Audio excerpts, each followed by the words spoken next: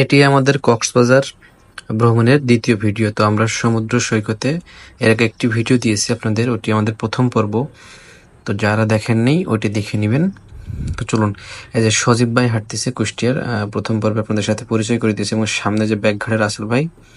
আমরা এখন যাব হচ্ছে এখানে যে লকার আছে, এই যে দেখছেন লেখা আছে লকার বক্স, ওই সামনে।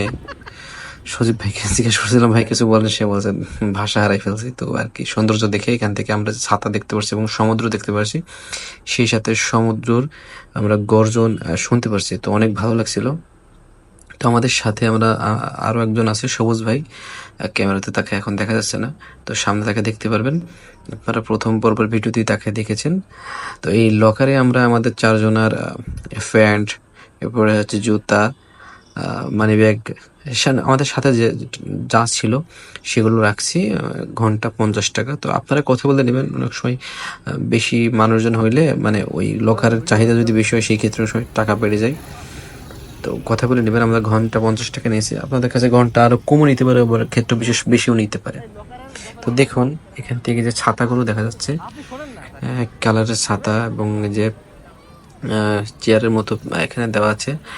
তো ডাস্টবিনের জন্য যে বালতি দেওয়া আছে, কিছু খাইলে আপনারা এখানে রাখবেন। দেখতে খুবই সুন্দর লাগছে। এবং এখান থেকে যে মানুষ সমুদ্র দাঁড়ায় আছে, মানুষের কোলাহল, এগুলো এখান থেকে দেখতে অনেক সুন্দর লাগছে। তো যারা কখনো সমুদ্র সৈকত দেখতে আসেন নাই, তো তারা এই ভিডিওটি দেখলে অনেক কিছু মানে বুঝতে পারবেন, এবং আর কি অনেক ভালো লাগবে। এবং যারা এসেছেন তারা তো আসলে এর ভালো লাগার তাৎপর্যতা বোঝেন, যে কি পরিমাণ ভালো লাগে।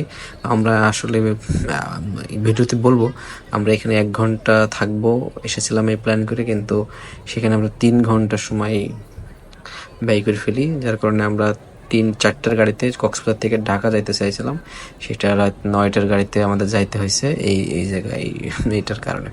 তো এখানে দেখেন কিছু বাচ্চারা খেলা করছে, ওই যে ঘোড়া আছে, তো ঘোড়া 400 টাকা নেয় যতটুকু আমরা জানছি, যে ঘোড়ার পিঠে 400 টাকা। বাট এত টাকা ব্যয় করে এখানে ঘোড়ার পিঠে চড়ার কিছু নেই। সমুদ্রে ঘোড়াতে চড়ে কোনো আলাদা মানে ফিল পাইবেন না। আপনি এলাকাতে ঘোড়ায় চড়ে যেমন ফিল পান, এখানেও সেম। তো এখানে কিছু পর্যটক আসে, দেশি বিদেশি, যার কারণে কিছু শৌখিন মানুষ আসে যারা ওঠে। তো আপনার পকেট যদি ভালোই হয়, তো অবশ্যই আপনি ঘোড়াতে চড়তে পারেন। স্পিড বোর্ড আছে, ওগুলো আর কি 500 টাকা 400 টাকা নেয়, কথা বলে নেবেন, অবশ্যই কম নেবে। তো আমি যে এখন হাঁটতেছি, সজীব ভাই আমাকে ভিডিও করছে। আমি আসলে একটু ভাইকে বলছি ভাই যেন ভিডিওতে আমার দেখা যায়। আমি তো ভিডিও করছি, আমার তো দেখা যাচ্ছে না, আপনারা তো সবাই ভিডিওতে আছেন। তো এখান থেকে ক্যামেরাটা দেখেন ধরছে, তো মানুষজন আছে, সেই সাথে সমুদ্র ঢেউ, গর্জন তো শুনতে পারছেন না, খুবই খুবই ভালো লাগছে। অসাধারণ, না আসলে বুঝবেন না। তো আমি বলবো, যাদের টাকা পয়সার সমস্যা নাই, বা আপনাদের সমুদ্র ভ্রমণ করার ইচ্ছা আছে, সমুদ্র সৈকত দেখার ইচ্ছা আছে, দ্রুত আসুন। তাহলে অবশ্যই আপনি ফিলটা নিতে পারবেন, কারণ এই সুযোগ মিস করবেন না। সমুদ্র সৈকতে বেড়ানো, গোসল করার এর একটা আলাদাই মজা। তা আমরা সামনে আরো দেখব, চলুন। এই যে এখন দেখছেন যে যে হলুদ রঙের টিউবওয়ের, এগুলো টায়ারের ভিতর থাকে। তো এইগুলো পর্যটকদের যারা আমরা আছি, আমাদের কাছে ভাড়া দেয় ওরা। স্থানীয় কিছু বাচ্চারা আছে, বড় মানুষও আছে। তো আমরা এখানে এইগুলোতে ওঠার ট্রাই করছি। তো রাসেল ভাই কিছু বাচ্চাদের সাথে ভাব জমাইছিল, তো উনি আর কি ফ্রি ফ্রি এটাতে ফটো উঠছে আর কি। এটাতে অনেকক্ষণ ছিল। এবং দুঃখের বিষয় একটি, এই টিউনে যেসব বাচ্চারা ছিল, ওরা এখানকার সব স্থানীয়। এরপরেও ওরা হচ্ছে আপনার এই বেশি একটু দূরে যাওয়াতে একটা বাচ্চা সমুদ্র ঢেউয়ের নিচে পড়ছিল, এবং ওর মুখে ফেনা উঠে গেছিল। পরে আর কি লোকজন ডেকে স্থানীয় এক আঙ্কেলের কাছে দেওয়া হয়, তারপর আর কি সে সুস্থ হয়েছে। তো এই জন্যই বলতেছি, আপনারা যারা সাঁতার জানেন না এবং সাঁতার কম জানেন, আপনি যদি আপনার এলাকার দিঘিতে, পুকুরে, নদীতে সাঁতার কাটেন এবং মনে করেন সেই সাঁতার এখানে কাজে লাগবে, আসলে অতটাও কাজে লাগবে না। তো এই জন্য আপনারা বেশি দূরে যাবেন না, কাছাকাছি থাকবেন না। যারা একদম সাঁতার পারেন না, এই যে ছোট ছোট ঢেউ আসতেছে, এই দেখেন এখানে অনেকেই বসে আছে এই ছোট ছোট ঢেউয়ের আশপাশে, তো এইখানে আপনারা থাকবেন। তাহলে আর কি আপনাদের প্রাণনাশের ভয় থাকবে না। তা নাহলে কিন্তু যে কোনো সময় একটা দুর্ঘটনা ঘটে যেতে পারে। তো খুবই সতর্ক থাকবেন। এবং আমরা যখন আসছি, আমরা এসে শুনছি যে 3 জন মারা গেছে। একটা ছেলে মারা গেছে এবং তাকে বাঁচাতে যে তার বাবাও মারা গেছে এবং আরেকটা কে মারা গেছে। এবং আমরা তো নিজ চোখে একজন দেখছি, একজন স্থানীয় একটা ছেলে 12-13 বছর বয়স হবে, সে এই সমুদ্রের ঢেউ নিচে পড়ে অবস্থা খুবই খারাপ হয়ে গেছিলো। তো এখানে আসলে খুবই সতর্ক থাকবেন, বেশি দূরে যাবেন না, কাছাকাছি থাকবেন, এবং যারা সাঁতার জানেন না তারা তো যাবেনই না।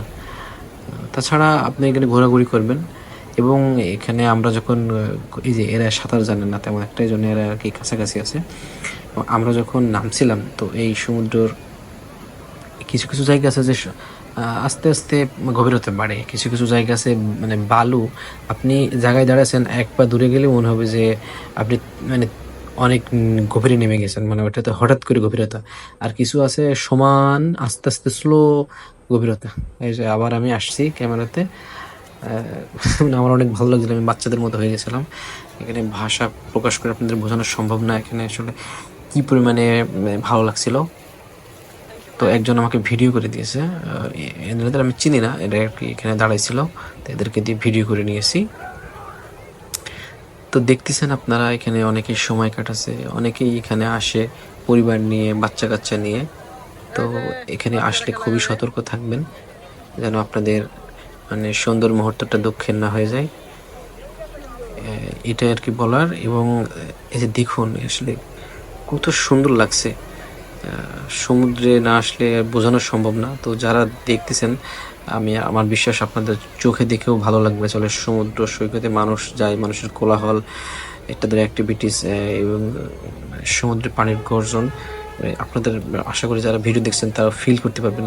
আর যখন সরাসরি আসবেন তখন তো বুঝবেন আসলে আমার যে কথাগুলো বলছি এগুলো কতটুকু সত্য।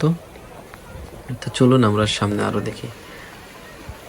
এই যে এখন আমরা একটু মানে আমি ঢেউয়ের কাছাকাছি আসছি আপনাদের কাছ থেকে দেখার জন্য। ওই যে এই ঢেউ আসলে দোল দেয়, আপনি যদি সেইভাবে ফিট হইতে পারেন।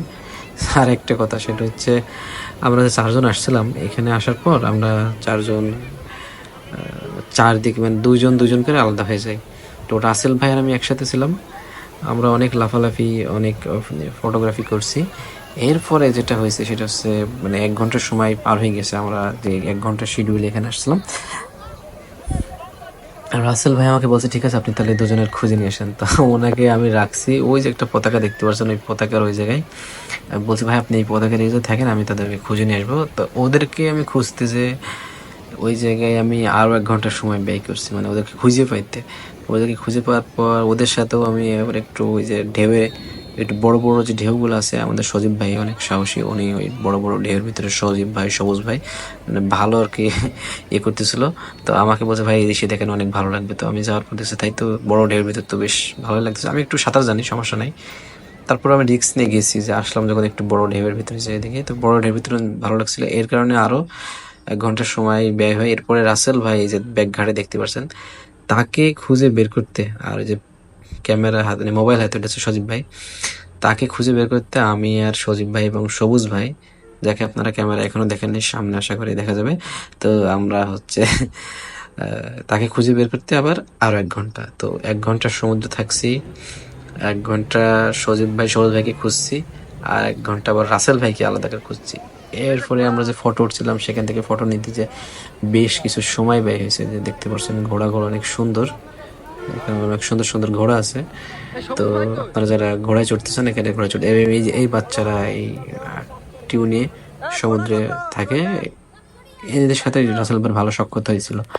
এদের এদের সাথে না, মানে এদের মতন আরো বাচ্চারা ছিল ওদের সাথে, যার কারণে সে ফ্রিতেই টিউবে উইটের সমুদ্র বেশ এনজয় করছে। ওকে, তো আমরা ফটো উঠছিলাম, তো ফটো ওঠার কাহিনীটা হয়তো প্রথম পর্বে বলেছি, এখানে আর একবার আসলে বলি। সমুদ্রে আসলে ফটো না উঠলে আসলে আপনি দিন শেষে কোনো স্মৃতি নিয়ে যাইতে পারবেন না। তো এখানে ফটোগুলো অনেক সুন্দর হয়।